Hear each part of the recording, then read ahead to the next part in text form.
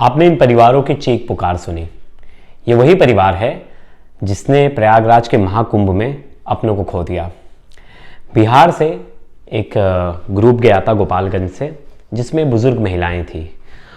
उन बुजुर्ग महिलाओं में 4 महिलाओं की इसी भगदड़ में मौत हो गई, जिसके बाद उनके घर में बहुत बुरी हालत थी। बुरे घर वाले विश्वास नहीं कर पा रहे थे। कुछ यंगस्टर्स जो थे उस घर के, वो जा नहीं पाए थे इस कुंभ में, क्योंकि वो कहीं ना कहीं अपने काम धंधे में बिजी थे। लेकिन वो चाहते थे कि उनके जो माता पिता हैं, जो भी उनके घर के बुजुर्ग हैं, वो पुण्य कमा सके, वो महाकुंभ में जाके इसे बिलीफ को जागरूक रखे। और घर में पॉजिटिव माहौल था कुंभ को लेके, और परिवार बहुत ज़्यादा खुश था जब ये बुजुर्ग सब जा रहे थे।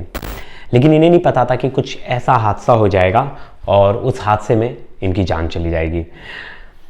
तो ये पूरा परिवार जो था वो तारकेश्वर सिंह के रिलेटिव्स और उनकी पत्नी थी। तो उसमें जो मेन थी, जिन्होंने सबको लेके गई थी, वो शिवकाली देवी थी, जिनकी उम्र 60 साल थी। उनके साथ और 3 अन्य महिलाएं थी जिनकी उम्र 50 साल 40 साल प्लस थी।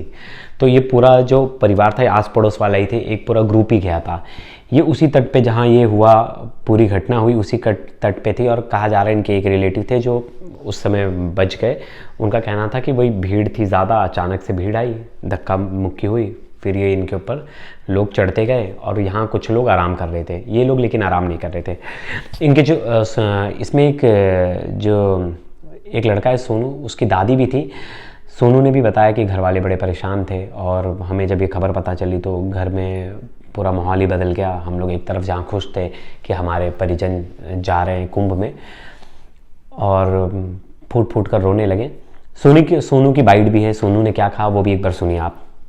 देखा आपने सोनू को सुना, लेकिन सवाल उठता है कि इतने लोगों की जान चली गई। जो डीआईजी वैभव कृष्ण है, वो कह रहे हैं कि आज उन्होंने एक प्रेस कॉन्फ्रेंस की, उन्होंने 3 मिनट की प्रेस कॉन्फ्रेंस थी, उसमें उन्होंने कहा कि 30 लोगों की जान गई। वहीं बहुत सारे रिपोर्ट्स हैं, दैनिक भास्कर की एक रिपोर्ट है, वो 40 से ज़्यादा लोगों की मौत होने की पुष्टि कर रहा है। वो कह रहा है कि इतने लोगों की मौत हो चुकी है। वैसे 2-3 पोर्टल्स हैं, उन्होंने सबने अपना अपना आंकड़ा दिया है, लेकिन जो पुलिस का आंकड़ा है वो 30 का है।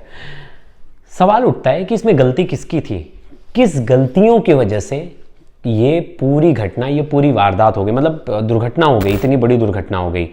तो मैं कल से बैठ के मैं पूरे पॉइंट्स बना रहा था कि ऐसा क्यों हुआ, क्योंकि किसी ना किसी की तो जवाबदेही है, कोई ऐसा हाथ छुड़ा के भाग नहीं सकता। तो ये पूरा इंसिडेंट स्टार्ट कहाँ से हुआ वो बड़ा इंपॉर्टेंट है। देखिए, सबसे जो गलतियों का जो सिलसिला है ना, वो पूरा शुरू हो गया था 27 जनवरी से। 29 जनवरी को मौनी अमावस्या थी और देश भर से करोड़ों लोग प्रयागराज आ रहे थे। तो मेले में मतलब कुल 1-2 करोड़ के आसपास लोग पहुंच भी गए थे। अब क्या हुआ, पंटू पुल पर भीड़ थी उस समय भी, और मेला अधिकारी विजयकरण आनंद की ओर से एक वायरल मैसेज आया कि भीड़ का मूवमेंट रोक दिया जाए। जो पंटू ब्रिज नंबर 7 था उसको अचानक बंद कर दिया गया। अब क्या हो गया, 5 घंटे तक लोग ना वहाँ फंसे रहे, उस ब्रिज पे 5 घंटे तक लोग फंसे रहे। फिर वहाँ से वो ब्रिज खोलने की कोशिश हुई और एक एसडीएम की गाड़ी निकालने की कोशिश की गई। जिसके बाद क्या हुआ, वो जब एसडीएम की गाड़ी निकालने की कोशिश हुई तो भीड़ का गुस्सा बढ़ गया। उन्होंने बोला, अरे आप हमारी गाड़ी रुका के आप एसडीएम की गाड़ी निकाल रहे हो। तो भीड़ का गुस्सा उस एसडीएम की गाड़ी पे दिखा, भीड़ ने उस पर हमला भी बोल दिया उस एसडीएम गाड़ी पे। फिर क्या हुआ, धक्का मुक्की हुई, भीड़ का गुस्सा बढ़ गया। तो पंटू ब्रिज जो 13, 14 और 15 को खोल दिया गया। हालांकि उसके बहुत सारे वीडियो सामने आए कि वीवीआईपी मूवमेंट की वजह से पूरी गड़बड़ी हो रही है, और वीवीआईपी मूवमेंट को बड़ा दोष दिया जा रहा था कि वीवीआईपी मूवमेंट की वजह से कई किलोमीटर तक चलना पड़ रहा था सबको। अब क्या हो गया, वीवीआईपी मूवमेंट की वजह से ना सबसे मेन रीजन जो है वीवीआईपी, इसके बाद जो मेन रीजन है VVIP movement.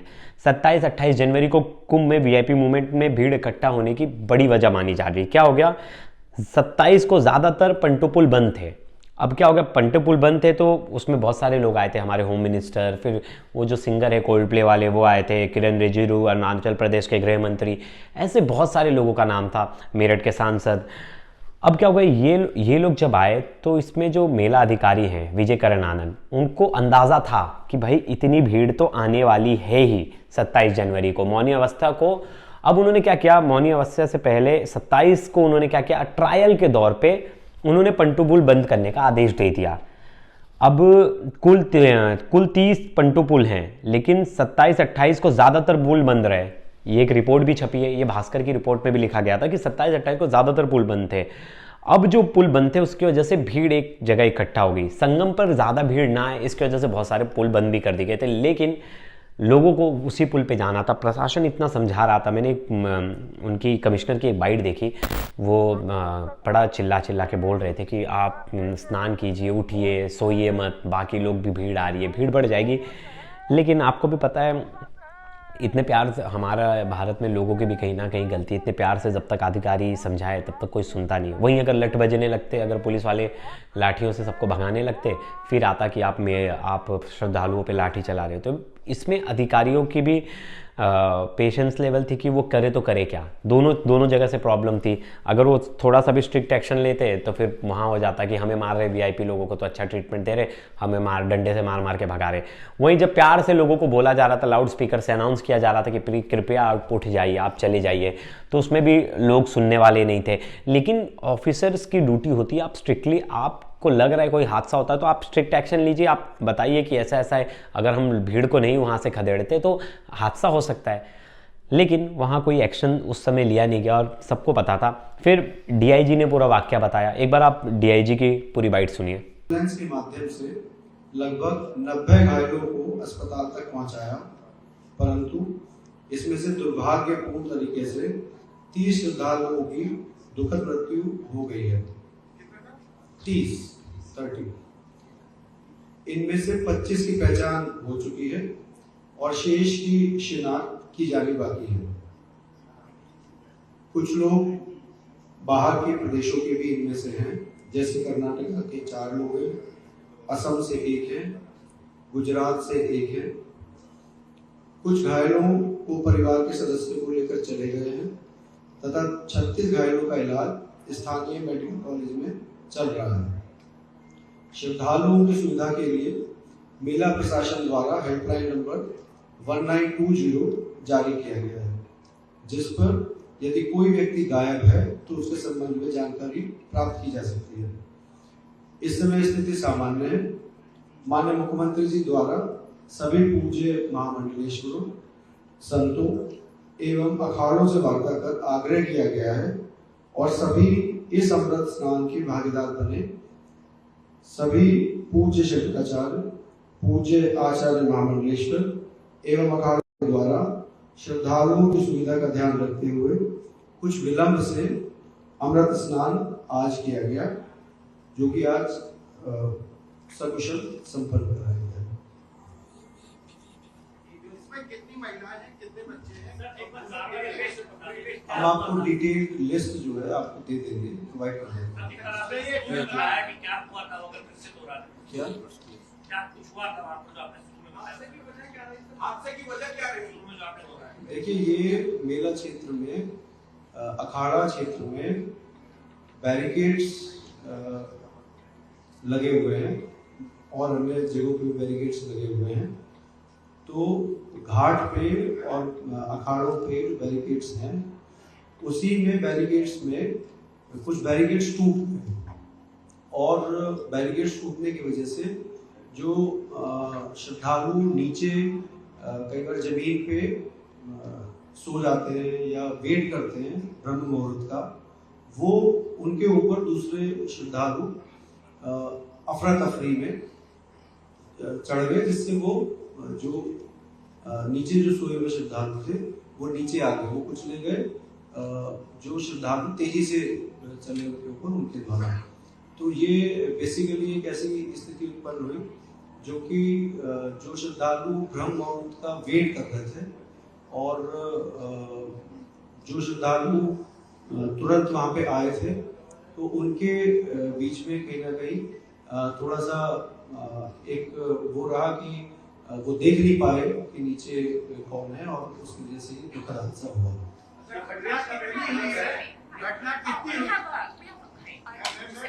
I would like to brief one more point. एक चीज मैं और बताना चाहूँगा।